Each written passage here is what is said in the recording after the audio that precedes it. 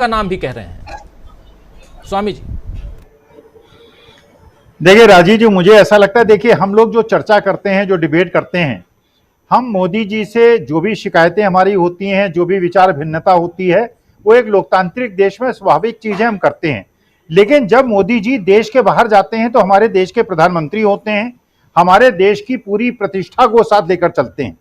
और मुझे जो सबसे ज्यादा खराब लगा, क्योंकि देशवासी ये मानते हैं कि मोदी जी का विश्व में डंका बज रहा है। जिस प्रकार से साउथ अफ्रीका के अंदर उनके खिलाफ नारे लग रहे हैं, जिस प्रकार से ये घटना घटी कि चीन के राष्ट्राध्यक्ष को रिसीव करने के लिए साउथ अफ्रीका के राष्ट्राध्यक्ष खुद गए और उन्होंने उनको रिसीव किया, हमारे देश के प्रधानमंत्री को, जो 142 करोड़ के देश के एक बहुत मजबूत देश के प्रधानमंत्री हैं, उनको रिसीव करने नहीं आए।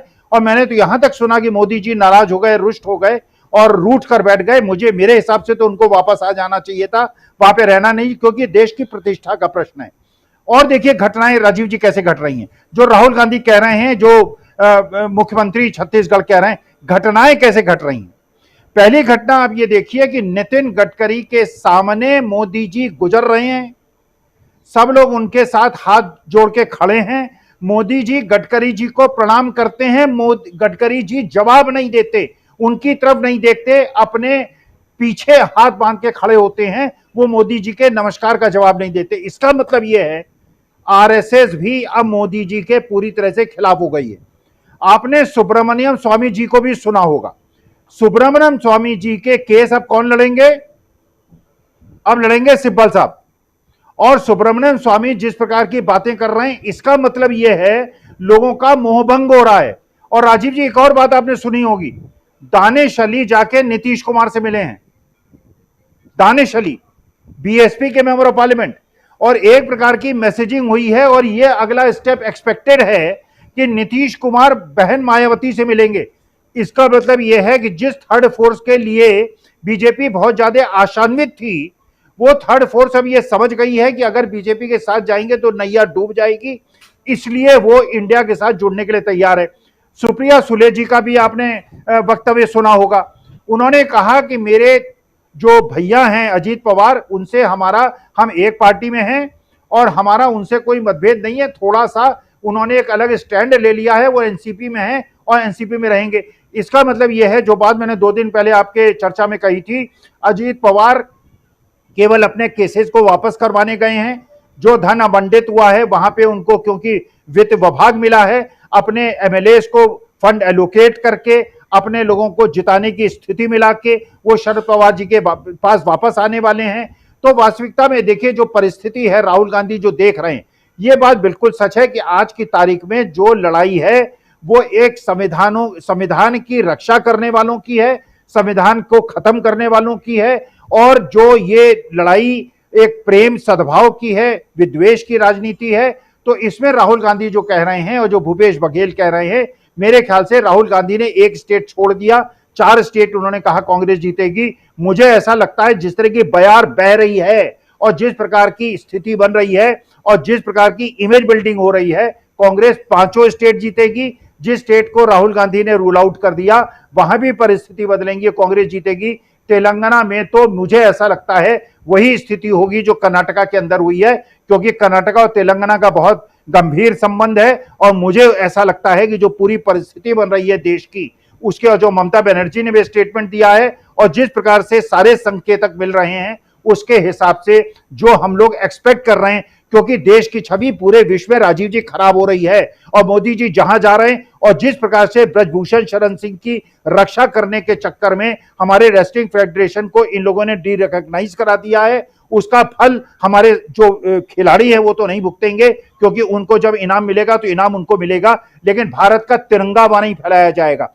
तो भारत का अपमान हो रहा है, भारत के प्रधानमंत्री का अपमान हो रहा है। और कितने भी मतभिन्नता मेरी मोदी जी के साथ हो, लेकिन वो क्योंकि देश के प्रधानमंत्री हैं, 75 साल में देश के किसी प्रधानमंत्री का इतना अपमान नहीं हुआ है। तो अगर प्रधानमंत्री मोदी जी का इतना ज्यादा अपमान हर देश में हो रहा है तो मैं दुखी हूं और मेरी संवेदनाएं मोदी जी के साथ हैं और देश के साथ हैं, मोदी जी के साथ नहीं लेकिन देश के साथ तो हैं। प्रोफेसर अखिल स्वामी जी ज़्यादा अच्छे से बताएंगे क्योंकि स्टूडेंट्स के बीच करवाते रहे होंगे। तो ज़रा बताइए कि मुद्दों का अकाल पड़ गया है क्या बीजेपी के पास? देखिए राजीव जी, सबसे पहले तो मैं जो एक थोड़ा सा तकनीकी पक्ष की बात करता हूं। जो ये ब्रिक्स सम्मेलन के लिए साउथ अफ्रीका गए हैं मोदी जी, इसका मुख्य उद्देश्य है डॉलर के डोमिनेशन को वर्ल्ड से कम करना। और जो ब्रिक कंट्रीज का जो कॉन्स्टिट्यूशन है, ये पूरे वर्ल्ड की जीडीपी का करीब 1/3 भाग है। और इस ब्रिक कंट्रीज के कंट्रीब्यूशन का अगर आप अध्ययन करेंगे तो इसका 50% चाइना का डोमिनेशन है। चाइना से हमारा ट्रेड डेफिसिट लगातार बढ़ रहा है। हम हमारे इंपोर्ट बढ़ रहे हैं, हमारे एक्सपोर्ट कम हो रहे हैं।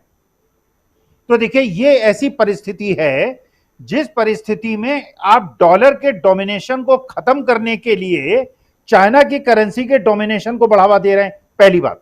दूसरी बात आप ये समझिए, पंडित जवाहरलाल नेहरू बात कर सकते थे पंचशील का, वो बात कर सकते थे नॉन अलाइंड मूवमेंट का, इसलिए कर सकते थे कि वो देश के अंदर भी लोकतांत्रिक व्यवस्था और सह अस्तित्व को स्वीकार करते थे। अब आप देखिए कितना विरोधाभास है।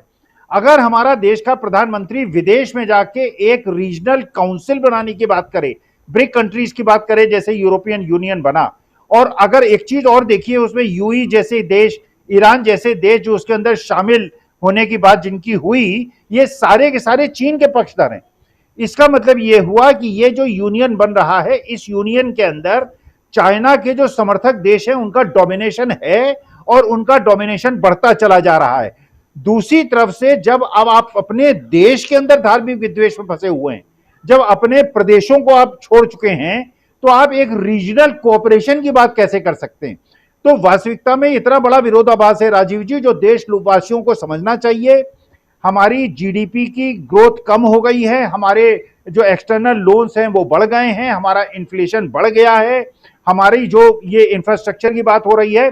तो देशवासियों को ये समझना चाहिए कि जो आपको दिखाया जा रहा है, जो रोजी पिक्चर दिखाई जा रही है कि बड़ा अच्छा इंफ्रास्ट्रक्चर बन रहा है, वास्तविकता में चाहे वो सामाजिक रूप हो, चाहे वो राजनीतिक रूप हो, चाहे वो आर्थिक रूप हो, हर तरह से हमारे देश को कमजोर प्रधानमंत्री जी कर रहे हैं। और इसका अब मुश्किल ये हो गई है, अभी तो इंटरनल प्रेशर राहुल गांधी बना रहे थे, अब एक्सटर्नल प्रेशर भी हर देश से भारतवर्ष के ऊपर बन रहा है, जो भारत के लिए बहुत अच्छी स्थिति नहीं है। 10 महीने बाद हमें अच्छा निर्णय देशवासियों को लेना पड़ेगा। प्रोफेसर रविकांत जी, क्या मूल मुद्दों से भाग रही है बीजेपी, ये माना जाए? हमारे चैनल से जुड़े रहने के लिए YouTube पर टाइप करें DB लाइव, सब्सक्राइब बटन को क्लिक करें और बेल आइकन को दबाना न भूलें ताकि खबरें आप तक पहुंचती रहें। देखते रहिए DB लाइव, क्योंकि यहां हैं खबरें लगातार।